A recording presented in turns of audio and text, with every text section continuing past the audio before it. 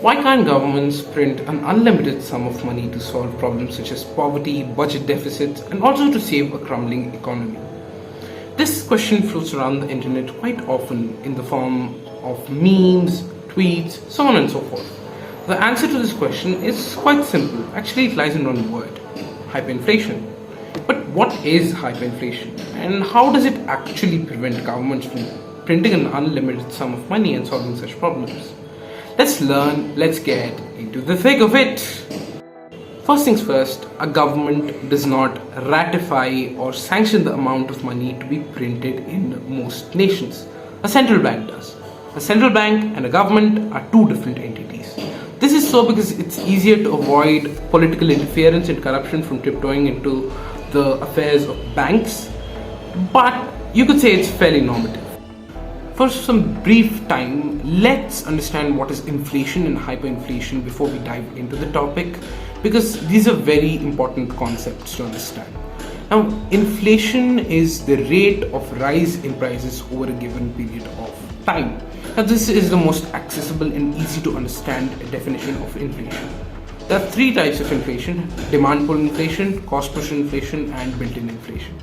Demand pull inflation is basically when the demand is more than the supply, so the price rises. And cost push inflation is basically when the production costs are high, so the prices also rise. And built-in inflation is basically when the prices rise because of the built-in costs such as labor, wages, etc. Hyperinflation is basically when the inflation rate of an economy is higher than 50% per month. Imagine the Indian government decides to use this method of printing an unlimited sum of money to solve problems of poverty and other problems I mentioned before. And before they use this method, you buy a kilogram of tomatoes for say 60 rupees. I don't know the actual market value today, I'm just mentioning a random price. You buy it for 60 rupees, and after a month you go to the same market and the price is increased to 5,000 rupees. The first days, of course, it will all be jolly good and all that. But why is there such a big increase? This is where demand pull inflation comes in. When there's more demand than supply, the prices will certainly rise.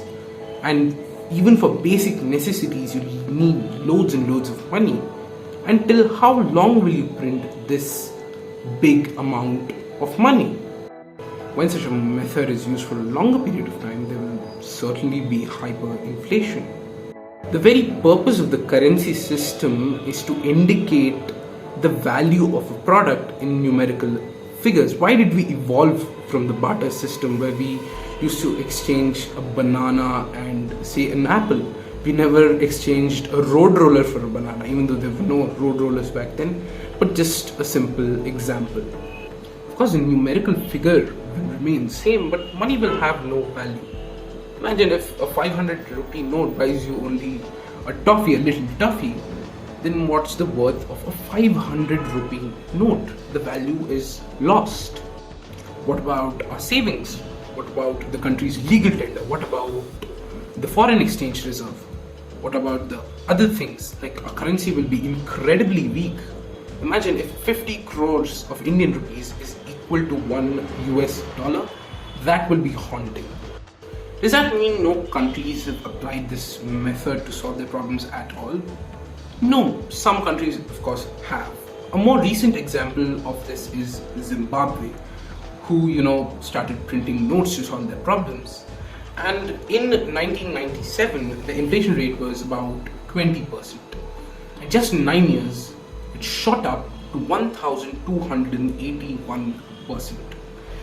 Shortly after that, they stopped publishing their inflation rates, but the highest recorded inflation rate in the country is 89.76 trillion %.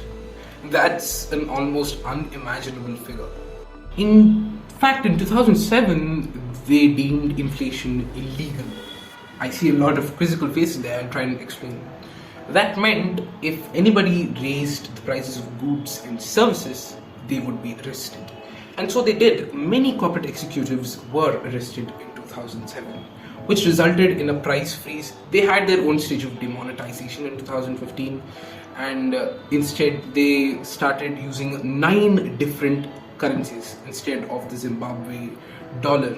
Actually, the most ridiculous figure ever printed by the Reserve Bank of Zimbabwe is $1 trillion. The state of the country is a tad better now. It's not perfect or even good, but it's a tad better. They reintroduced the Zimbabwe dollar, and in 2019, unfortunately, the inflation rate shot up again to 737%. Let's hope that they have better times. Now, the very reason why such questions float around the internet is because of a genuine concern towards poverty and crumbling economy by the layman. Now, that is an impractical method to solve poverty or save crumbling economy. There are other practical ways, such as universal basic income, which is a thing of the future. I'll leave the rest of the research to you, but I think the best way to solve poverty is employment and education. Education leads to employment, employment leads to productivity, productivity leads to some generation of money leads to economic wealth makes a stronger country. That's all for today, guys. If you like this video, then hit the like button. If you want to support our work, then hit that subscribe button. If you want to get notified as soon as we drop a video, then hit that notification bell. If you have anything at all to share, then use that comment section below. Until we meet the next time,